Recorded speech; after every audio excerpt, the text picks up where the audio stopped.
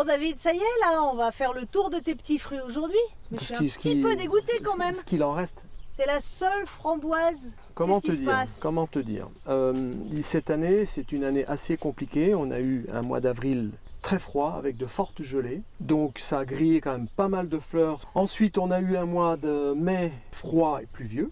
Juin a été très en dents de scie, on va dire. Voilà, avec des écarts de température assez phénoménaux entre le jour et la nuit. Et donc tout est en retard. Et il y a un autre phénomène Ouais. qui rentre en ligne de compte et qu'il ne faut pas négliger, c'est que nous sommes l'objet d'attaques, notamment les merles font pas mal de prédation. Vous les taillez, j'imagine, vous les avez pas lissés là déjà? Alors ça, il faut les palisser les framboises, Ouais. parce que la framboise, elle trace. Donc il faut les contenir. Ensuite, c'est taillé au printemps. On enlève les cannes sèches, celles qui ont déjà fructifié. D'accord. Donc la partie basse va donner au printemps et Ouais. la partie un peu plus haute donnera plus en fin d'été. D'accord, donc, et ça produit donc de fin juin normalement jusqu'à octobre. Vous avez Ah dit. ben les variétés remontantes, elles font 2 fois dans l'année. Ouais. Quelle variété? Je peux pas te dire parce que ce sont des plants qu'on a récupérés sur des Ouais. troc-aux-plantes. Ouais, Par contre, c'est ce que ça. je peux te dire, ce sont des variétés remontantes et rouges. Ouais, c'est vrai que des variétés de framboises, il y en a des quantités, mais nos spécialistes dans les 4 saisons conseillent la Versailles. Et puis il y a la Capitou aussi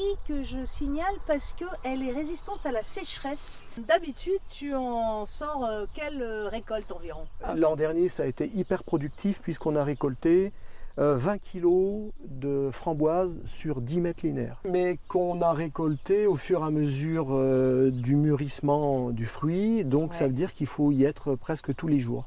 Et alors, qu'est-ce que tu fais de tes 20 kilos de framboises?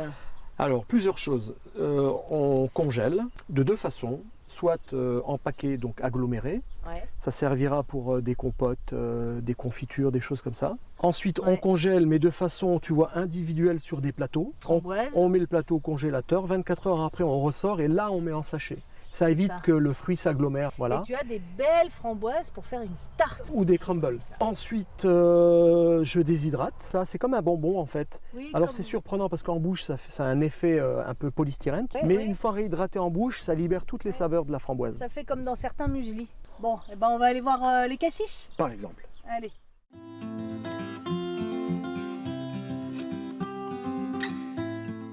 Bon alors David, nous en sommes au cassis. Ah mais ceux-là, ils sont mûrs, ça y est. Ça, c'est mûr, c'est bon à récolter. Oui, Ouais. oui. Alors, ne me demande pas le nom de la variété, je ne la connais pas. Tu sais, nous, c'est D'accord. beaucoup sur le mode du troc. J'ai 2 variétés. Oui.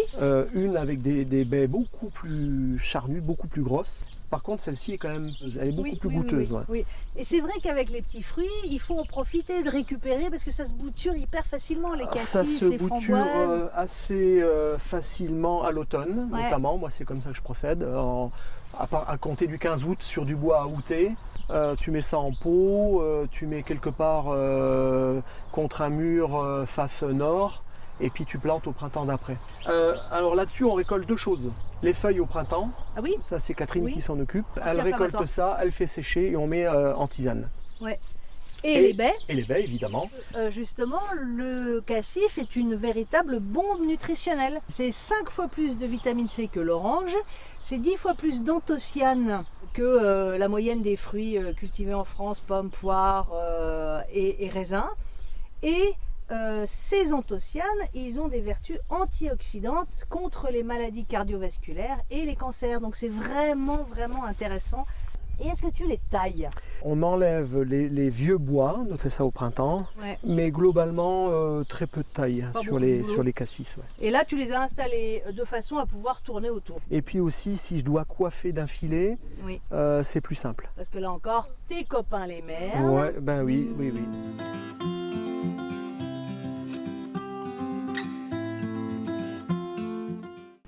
Bon là, David, là tu t'es caché derrière tes groseilliers. Pour essayer de constater son état de maturité, là. Tu vois, j'en ai brouté quelques grappes là. C'est encore un petit peu acide. Je confirme. Ouais, donc on va attendre encore un petit peu que ça. Rouge ne veut pas dire que c'est mûr pour les Bah, groseilles. c'est pas tout à fait rouge Ouais. à point là. Est-ce que tu connais d'ailleurs la groseille blanche? Pas du tout. Elle est beaucoup plus douce, plus sucrée, moins acidulée. Pour ceux qui redoutent l'acidité de la groseille, tentez la groseille blanche. Il y a la versaillaise blanche par exemple qui est bien. Donc là on en récolte plusieurs kilos parce qu'on a plusieurs pieds à disséminer un peu de partout là. Et tu les récoltes quand tes groseilles? En théorie, dès fin juin, début juillet.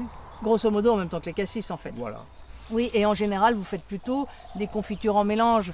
Groseilles cassis, Ouais, groseilles framboises. Ouais, et donc là c'est pareil, j'en congèle aussi quelques paquets pour mélanger avec nos pommes. On fait des compotes pommes cassis, pommes groseilles, pommes. Ça, c'est une excellente idée. Ouais, de différer et de les garder sous le coude pour les mettre avec d'autres fruits. C'est Ce que je fais aussi beaucoup là, c'est qu'avec Catherine, on multiplie en faisant des boutures et de plus en plus on implante dans le parc des poules. D'accord, et c'est là que vous avez mis aussi vos groseilliers à macro. Ouais, je peux te montrer tout ça. Eh ben, on va aller les voir. Oui. Allez.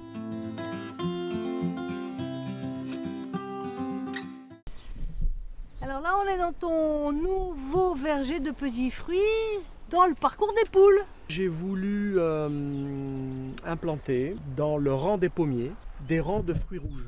Donc ça va être étagé, les pommes, la partie supérieure, la partie haute, et les fruits rouges, la partie basse. Ça me permettra, puisque ce sera tout en enfilade, de pouvoir coiffer d'un filet plus tard. Ouais. Et t'as pas peur que tes poules, elles te les becquettent quand même bien? C'est possible, mais elles vont probablement becqueter ce qui sera au ras du sol. Tu vois. Ouais. Et alors là, nous sommes devant un groseillier à macro. Ça, c'est un arbuste non épineux. D'accord, oui, ça c'est bien. Il existe des variétés avec. Oui, parce que ça épines. fait un peu mal. Hein. Moi, je me fais mal sur mes groseilliers à macro. Ouais. Mais c'est goûteux. Il y a une bonne variété sans épines, ça s'appelle la Fridonia, avec des gros fruits bien charnus. Et là, il y a un autre plant derrière toi. Là. Ouais. Ce sont deux plants qui ont. Ils sont récents, ils sont jeunes. Ils ont 2 ans, tu vois. Ils sont jeunes, d'accord. Et ils n'ont pas dû aimer le coup de non, ça, je pense, ouais.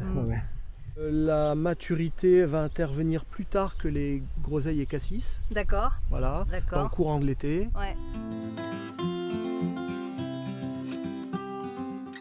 Voici tes mûres. Et ce sont des mûres domestiques, hein, on est d'accord. C'est une variété spéciale pour les jardins et qui n'a quand même pas le même goût que la mûre sauvage. C'est bon, hein. La mûre sauvage a quand même des saveurs explosives en bouche. Moi, j'adore. En fait, l'intérêt de la mûre domestique, c'est que c'est très productif. Ça fait vite du volume. Et mélangé à des pommes, ça fait des compotes très très bonnes. Oui, et puis dans une confiture de fruits rouges en général, ça t'amène du volume, c'est très bon. Tu vois, ça c'est le rameau qui va fructifier l'année prochaine. Oui. Ça c'est celui qui a poussé l'an dernier. Ça, les abeilles notamment, les bourdons. C'est une rosacée et les pollinisateurs petites abeilles sauvages, voilà, tous ces pollinisateurs là adorent. Donc ça fructifiera l'an prochain. Là, il n'y a qu'un seul pied et qui a tendance d'année en année à... En fait, tu vois, il bouge quoi. Hein. C'est ça. Donc il faut lui réserver de l'espace à la mûre domestique. Et le mieux, ce serait comme les framboises, ce serait de le palisser.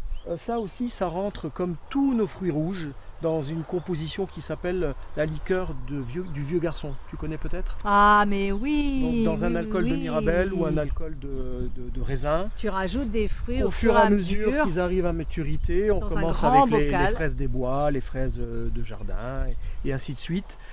Jusqu'à même à des figues. Enfin, moi, je fais qu'avec des fruits rouges et on goûte ça à Noël.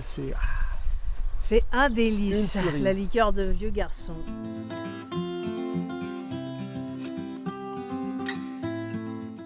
Nous voici ici devant tes mûres sauvages qui complètent tes mûres domestiques.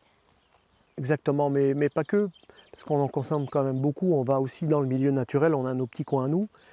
Mais c'est quand même vachement commode sur nos haies de venir récolter des mûres sauvages. Tu les récoltes quand les mûres? En août. Les bonnes années, c'est en août. Et puis je taille ça au taille-haie une fois par an parce que ça a tendance quand même à être invasif. Tu vois, ça refait du rameau sur lesquels on a des multitudes de fleurs, puis des fruits. Et il faut quand même dire que ce sont des plantes endémiques et les insectes adorent. Et avec tout ça, alors tu fais des compotes, des confitures, tu les congèles et tu fais aussi des cuirs de fruits. Du cuir de fruits. Qu'est-ce que c'est ça? Donc c'est une pâte qu'on a rendue un peu liquide avec un mélange de fruits rouges, versé sur une feuille de sulfurisée par exemple.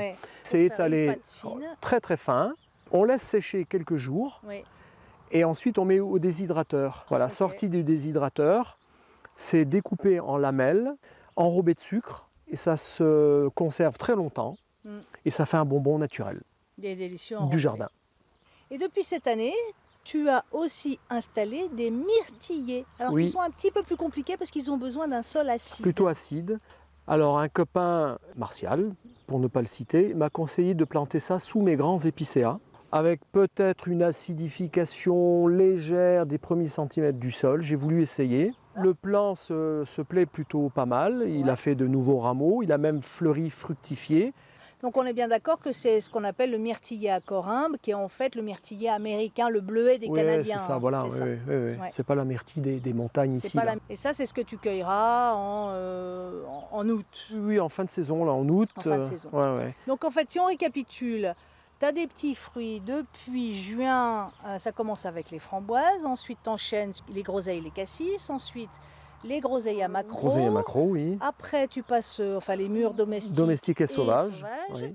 Après, tu finis avec tes myrtilles. Et puis en septembre, tu refais un peu de framboises remontantes. Avec les framboises remontantes. Et donc, tu en as de juin à septembre. Oui, mais pas que. Ce sera peut-être l'objet d'une autre vidéo. Ouais. C'est les fruits un peu spéciaux comme l'arbre à faisan, la baie de mai, les goji, oui. Oui, On peut parler de la d'accord. mélanchier, Ouais. les baies de sureau, Le sureau. Et là, et le mahonia. et aussi. puis les fruits de mahonia. Bah ça fera l'objet d'une autre vidéo Mais- parce que ça fait du monde quand même là. Oui, oui, oui. Voilà.